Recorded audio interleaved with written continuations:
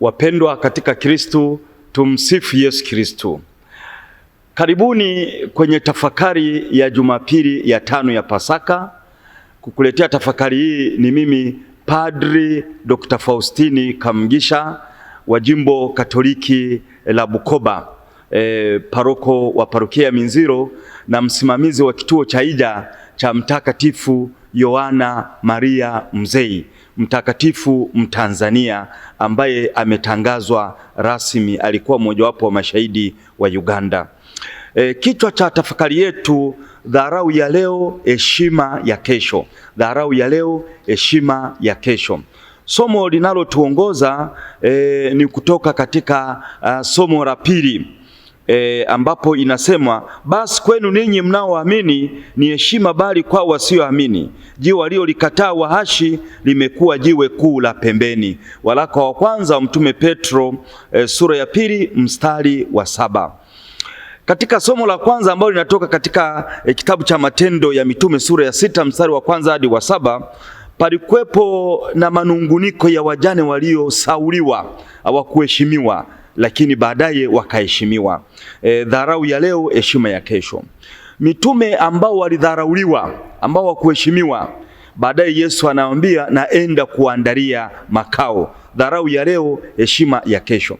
Bwana wetu Yesu Kristo alikuwa ni jiwe lililokataliwa, ambalo alikuheshimiwa, lakini baadaye yote yanafanyika niko hapa kwa sababu Yesu alifufuka. Dharau ya leo, heshima ya kesho. Wahaya wana methali isemayo, otine akyamera, otine akyamera. Muogope ambaye anakuwa bado. Muogope kijana ambaye anakuwa bado. Unaweza ukamdharau, lakini dharau ya leo, heshima ya kesho. Kuna mwalimu mmoja ambaye alikuwa anawaheshimu watoto wadogo, anaingia darasani, anainama kidogo, anawapatia heshima. Wakamuuliza, mbona unawapatia heshima hawa watoto wadogo? Basi akasema, hawa ndio wakulima wakubwa wa kesho, hao ndio wafanyabiashara wakubwa wa kesho, hao ndio mainjinia wakubwa wa kesho, hao ndio walimu wakubwa wa kesho, hao ndio wabunge wa kesho, hao ndio maaskofu wa kesho, hao ndio matawa wa kesho, hao ndio mapadri wa kesho. Dharau ya leo, heshima ya kesho. Otine akyamera. Muogope yule ambaye bado anakuwa, lolote linaweza likatokea. Mtu wa leo si yule wa kesho. Usimdharau anayeibukia, kesho atainuliwa. Mti mdogo udharauliwa hadi unakuwa mti wenye kivuli kikubwa. Mtoto anayekataliwa leo ndiye anayeitegemeza, ndiye anayeibeba familia kesho.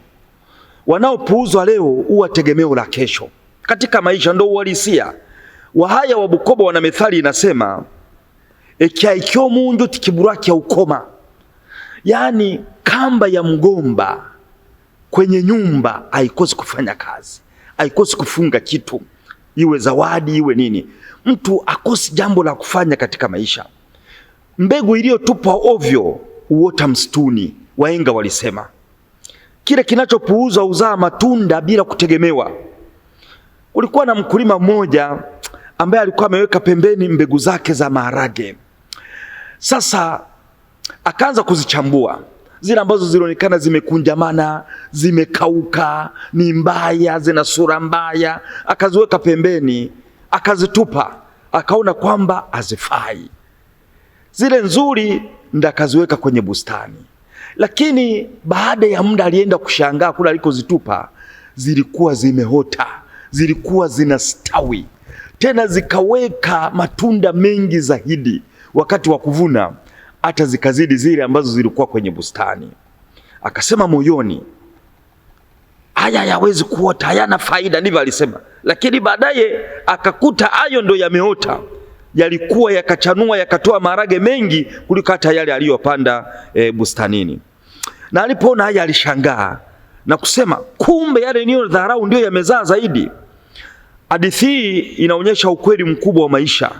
Kila unachokiona hakina thamani leo, kesho kinaweza kuwa na nguvu, kesho kinaweza kuwa na heshima. Wanadamu waangalia muonekano wa nje, lakini Mungu anaangalia uwezo uliofichika ndani, Kuna watu ambao hata walishia darasa la 7, lakini wengine ukikutana nao ni wafanyabiashara wakubwa sana. wengine waliishia form 4, lakini leo ukikutana nao ni wafanyabiashara wakubwa sana. Kwa hiyo hadithi hii na ukweli huu unalingana na somo linalotuongoza. Jiwe alilolikataa Wahashi limekuwa jiwe kuu la pembeni, na hilo jiwe kuu la pembeni ni Bwana wetu Yesu Kristo. Lakini katika maisha kuna majiwe madogo yanakataliwa, binadamu wengine wanakataliwa, lakini baadaye wanapata heshima. Katika hadithi hiyo tuliyoisikia ya maharage inatufundisha mambo mengi. Usijidharau wala kumdharau mtu mwingine kwa hali ya sasa, uwezo ukajua kesho itakuwaje. Wao wana methali inasema, ikiwa kama akubikireti kijunda, Mungu alichokuwekea akiozi. Kwa hiyo usikate tamaa kwa sababu umeonekana hauna thamani. Mungu anaweza kutumia kile kilichotupwa kuleta matokeo makubwa, kile kilichowekwa pembeni kuleta matokeo makubwa. Aibu ya leo ni hadithi ya ushindi ya kesho. Kukataliwa leo si mwisho wa safari. Jiwe alilokataa Wahashi limekuwa jiwe kuu la pembeni, limekuwa jiwe kuu linalobeba jengo. Yesu alikataliwa, alidharauliwa. Kuna watu wakasema huyu si mwana wa seremala, wengine wakasema amejifunza haya wapi yote, wakamdharau. Lakini akainuliwa kuwa mwokozi wa ulimwengu. Alikataliwa na wanadamu, lakini kwa Mungu ni wa thamani kubwa. Ukisoma waraka wa kwanza wa Mtume Petro sura ya 2 mstari wa 4, Mungu hubadilisha hadhi ya mtu kutoka kudharauliwa hadi kuheshimiwa. Hiyo ndo kazi ya neema ya Mungu. Kwa hiyo kuna mambo manne ya kuzingatia. Kwanza, dharau mwanzoni, heshima mwishoni. Ndio maana wao wanasema ikiwa Mungu akubikireti kijunda, Mungu alichokuwekea akiozi, mwanzoni hauna heshima, unadharauliwa, ni mwanzoni, lakini mwishoni Mungu amekuwekea neema, atakuinua na utaheshimika. Mbegu iliyochekwa leo huzaa mavuno mengi kesho. Wahenga wa Kiafrika walisema kitu kidogo kinachodharauliwa leo huwa kikubwa kesho. Mwanzo wa aibu huweza kuzaa mwisho wa utukufu. Mfano wa Biblia ni Yusufu mwana wa Yakobo. Ukisoma kitabu cha Mwanzo sura 37 hadi 41, Yosefu alidharauliwa na ndugu zake. Wakati aliota ndoto, akaota wanamuinamia ndugu zake, akaota hata na wazazi wake wanamuinamia. Alipohadithia ndugu zake wakaanza kumuita huyu ni dogo. Dogo huyu ana majigambo, wakaanza kusema ni mtu wa majigambo, wakamdharau. Lakini wakamuona yeye ni dogo, mtu wa majigambo, wakamdharau ndugu zake. Na walipotaka kumuua wakamweka kwenye shimo, lakini baadaye mmojawapo wakamtoa, wakamuuza kwa Waishmaeli. Waishmaeli wakamuona ni mtumwa. Baadaye akafanya kazi kama houseboy kwenye nyumba ya Farao. Yule mke wa Farao na Farao akamwona ni houseboy, lakini Mungu alikuwa anamuona ni tofauti. Baadaye pakawepo na figisu wakamsingizia, wakamsweka gerezani. Yule mtunza gereza akamuona ni mfungwa, lakini baadaye kwa neema ya Mungu akatoka huku akawa waziri mkuu. Sasa dharau mwanzoni inakuwa heshima kubwa, baadaye wenyewe wakamuinamia ndugu zake. Katika vijiji vya Afrika, mtoto anayesema sana, anayeonekana mvivu shuleni, mara nyingi hukataliwa. Lakini baadaye baadhi yao wanakuwa walimu, madaktari na viongozi wa jamii. Wazee husema tulimdharau, sasa ndiye tunamuita atupatie msaada. Tuna mfano wa Mtakatifu Yohana Maria Mzee, Mtanzania, mojawapo wa mashahidi wa Uganda. Waliuawa mashahidi 22, yeye alikuwa ni wa mwisho kuuawa. Na yule aliyemkata shingo alimdharau sana. Alitupa na upanga, akasema nenda na mlaaniwa. Akamuita Mtakatifu Yohana Maria Mzee mlaaniwa. Lakini Papa Paulo wa 6 alipotangaza watakatifu, alisema hawa ni mashujaa wetu, hawa ni mabingwa wetu, hawa ni walimu wetu. Mlaaniwa anakuwa shujaa, mlaaniwa anakuwa bingwa, mlaaniwa anakuwa mwalimu. Yaani mwanzo dharau, lakini mwisho heshima. Pointi yetu ya pili, chini leo kesho juu. Aliye chini leo ndiye anaweza kuwa juu kesho. Njia ya chini ndiyo mwanzo wa kupanda juu. Hata Bwana wetu Yesu Kristo ukisoma katika waraka wa Mtume Paulo kwa Wafilipi sura ya 2 mstari wa 6 hadi wa 11, yeye alikuwa yu namna ya Mungu, ni kama Mungu, ni Mungu, lakini hakuona kuwa sawa na Mungu kama ni kitu cha kugangania. Akaachilia, akajishusha, akawa chini, akawa binadamu, akavaa ngozi ya ubinadamu, akawa mtumishi, akawaosha hata mitume miguu. Lakini Mungu akampandisha, akamuinua, akampatia jina lipitalo kila jina, na kwa jina lake goti linapigwa, kwa jina lake goti lilipigwa, kwa jina lake goti litapigwa. Kwa hiyo alijishusha, aliteremka, lakini akapanda. Alipanda ngazi 7 za kujinyenyekeza, na Mungu akampandisha ngazi 7 za kumwinua. Hilo ni somo lingine siku nyingine. Kwa hiyo njia ya chini ndiyo mwanzo wa kupanda juu. Tuna mfano katika maisha. Abraham Lincoln ambaye alikuwa rais wa Marekani, alikulia katika umaskini mkubwa na kushindwa mara nyingi katika uchaguzi. Alidharauliwa kama asiye na nafasi ya kuwa kiongozi, lakini baadaye akawa rais wa Marekani na mmoja wa viongozi wanaoheshimika zaidi duniani. Daudi alikuwa mchungaji mdogo sana, alidharauliwa na kaka zake, yaani hawakutegemea hata kama atatoboa. Kalikuwa ni katoto kama akapendwi hivi, kanakaa kanatunza kondoo, labda Mrs. asija akakasirika. Lakini alipokuja nabii kutafuta atakayekuwa mfalme, basi walipita wazuri, wenye muonekano mzuri, sura nzuri za kuvutia, wanameremeta. Lakini nabii akasema hapa hayupo. Mungu atazami sura ya nje, anatazama moyo. Akauliza hakuna mwingine? Wakasema yuko namba 8, namba 8, yuko huko tu mbugani. Akasema mlete huyo. Alipotisema this is the one, huyu ndiye. Kwa hiyo anakuwa chini, baadaye anainuliwa. Mtakatifu Yohane Vianney alisema Mungu huchukua walio wadogo na kuwafanya wakuu, ili dunia ijue ni yeye anayepandisha. Mungu ndiye anayeinua, Mungu ndiye anayepandisha. Mtazamaji, Mungu akupandishe, ni Mungu anayeinua. Ukijiinua mwenyewe utaenda chini, lakini Mungu akikuinua hata utakaa juu. 3, mwishoni leo, kesho mwanzoni. Mwisho wa leo unaweza kuwa mwanzo wa kesho.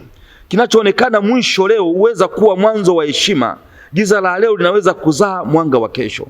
Pale unapoishia ndo Mungu anapoanzia. Kama Lazaro alikuwa amezikwa, zimepita siku 3. Siku 3 zilikuwa ni siku za inayowezekana, lakini ikaingia siku ya 4 ananuka, siku ya lisilowezekana. Lakini kwa Mungu the impossible is possible.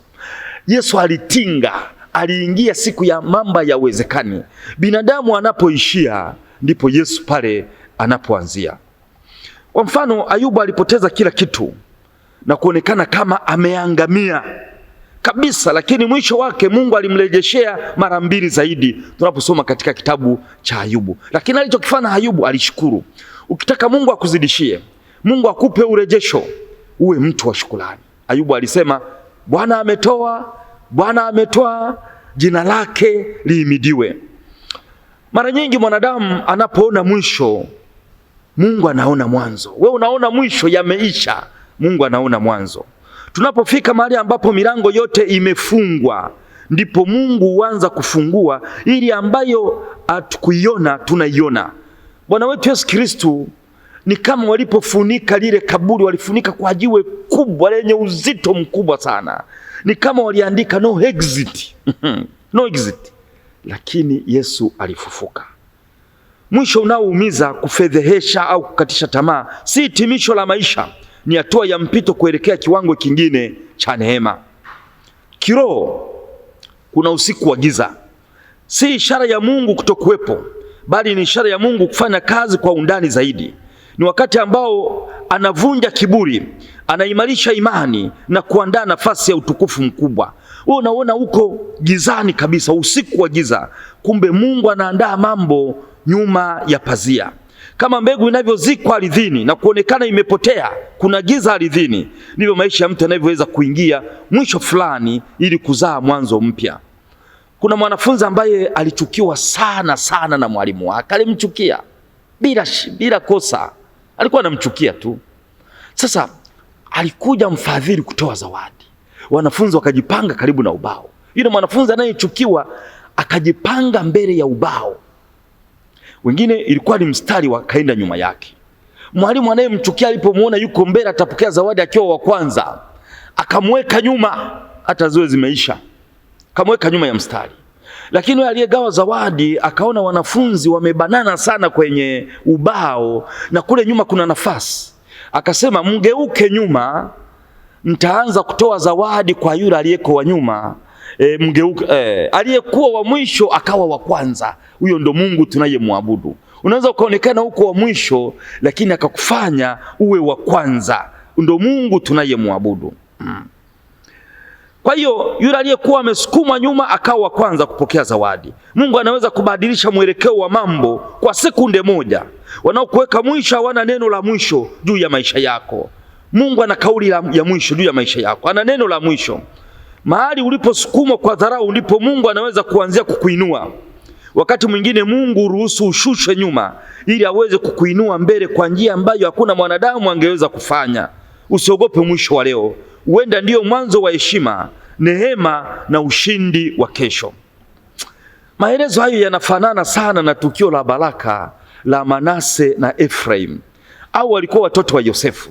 Yosefu alitaka babu yao Yakobo awape baraka. Yakobo wakati huu alikuwa na ulemavu wa macho, hawezi kuona. Tunasoma katika kitabu cha Mwanzo sura ya 48. Kwa kawaida mzaliwa wa kwanza Manase ndiye aliyepaswa kupata baraka kuu ya mkono wa kulia. Kwa hiyo aliwabeba hivi. Manase alimweka mkono wa kushoto kumpeleka kwa baba yake ili apate baraka ya mkono wa kulia. Na huyu mwingine Efraim akamweka mkono wa kulia haja apate baraka ya mkono wa kushoto. Kwa hiyo akawapeleka hivyo kwa babu yake. Na sababu yake alichokifanya akapishanisha mikono. Akapishanisha mikono hivi. Huyu akasema umefanya alipochukua hivi, akasema hapana, mimi ndivyo ninavyoona. Akapishanisha baraka. Yule ambaye alipata kupata mkono wa kulia akakuepesha akapata mkono wa kushoto, na mkono wa kushoto akapata mkono wa kulia. Ndivyo Mungu anavyopishanisha baraka. Anapishanisha baraka hivyo ili upate baraka zake, uwe mtu wa shukrani. Usije ukapishana na baraka ama akapishanisha baraka akampatia mtu mwingine. Yakobo alikataa akasema, Mwanzo sura 44 mstari wa 19, najua mwanangu, najua yeye naye atakuwa mtu, yeye naye atakuwa mkuu, lakini mdogo wake atakuwa mkuu kuliko yeye. Anajua, akapishanisha baraka. Mwisho unageuka mwanzo. Efraimu aliyekuwa mdogo anawekwa mbele. Mwisho unageuka mwanzo. Mpangilio wa Mungu si wa kibinadamu. Mungu angalii nafasi uliopewa na watu. Kusukumwa nyuma si mwisho. Manase akukataliwa, lakini Mungu alichagua kuinua mwingine kwa njia ya ajabu. Kama yule mwanafunzi aliyesukumwa nyuma, Efraimu hakuwa wa mbele kwa mpangilio wa kawaida, lakini baraka ilimfikia kwa njia ya ajabu. Mungu alianzia nyuma na kumweka mbele. Huyo ndo Mungu tunayemwabudu. Wakati mwingine unaweza ukaenda mbele kinyume nyume. Yaani unaenda mbele kinyume nyume. Labda sisi kuna muziki za namna hiyo, yaani mtu anaenda mbele lakini kinyume nyume. Kwa mfano, unaona Yosefu alikuwa walimweka shimoni, anarudi nyuma. Yaani hawaoni kama wanamuinamia. Wakamfanya mtumwa, anarudi nyuma, hawaoni kama wanamuinamia. Akawa houseboy, akarudi nyuma, hawaoni kama wanamuinamia. Akaingia gerezani, akawa mfungwa, haionekani kama anainamiwa, lakini alikuwa anaenda mbele kinyume nyume. Mimi leo nakwambia, kinachoonekana kwamba unaenda nyuma, hapo ndipo unaenda mbele kinyume nyume. Huyu Mungu ni Mungu wa kushangaza, Mungu wa surprise. Atakusurprise. Endelea kusali, endelea kuchapa kazi, endelea kushukuru, endelea kuwa mtu wa watu. Pointi yetu ya 4, maskini wa leo ni tajiri wa kesho. Umaskini wa leo si kituo, ni alama ya mkato. Ni utajiri wa kesho. Anayeanza bila kitu anaweza kumaliza akiwa na vyote. Mikono mitupu leo inaweza kushika utajiri kesho. Naomba ulibebe hilo. Ayubu alikuwa maskini na kupoteza kila kitu, lakini Mungu alimpa utajiri mkubwa mara ya pili. Alisema Bwana ametoa, Bwana ametoa, jina lake lihimidiwe, na Mungu akamuinua. Alifanya nini? Alishukuru. Kushukuru kunavuta baraka. Joanne Catherine Rowling aliishi kipindi kigumu sana cha maisha yake kabla ya kupata mafanikio. Akiwa mama mlezi wa mtoto mmoja bila ajira ya kudumu, alitegemea msaada wa serikali nchini Uingereza ili kuishi. Katika hali hiyo ya umaskini na changamoto nyingi za maisha, akuacha ndoto yake ya kuandika. Mara nyingi alikuwa anakaa kwenye migahawa midogo, si kwa anasa, bali kwa sababu hapo ndipo alipoweza kupata joto na mazingira ya kuandika, huku akimtunza mtoto wake. Ndipo alipoanza kuandika hadithi ya Harry Potter na The Philosopher's Stone, akijenga polepole kwa uvumilivu mkubwa. Alipomaliza mswada wake, alikumbana na mlolongo wa kukataliwa. Wachapishaji wengi waliona kazi yake haina thamani. Inasemekana alipata zaidi ya mara 10 ya kukataliwa. Hii ilikuwa ni dharau ya wazi kwa kipaji chake.